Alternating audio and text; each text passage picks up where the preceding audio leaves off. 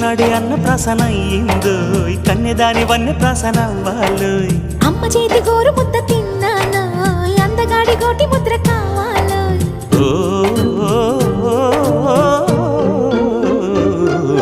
కాస్త నన్ను నువ్వు నిన్ను నేను కోరుకుంటే కోరుకున్న చోట నువ్వు నేను చేరుకుంటే చేరుకున్న చోట ఉన్న దీపం మారుతుంటే ఆరుతున్న వేళ కన్నెకాలు జారుతుంటే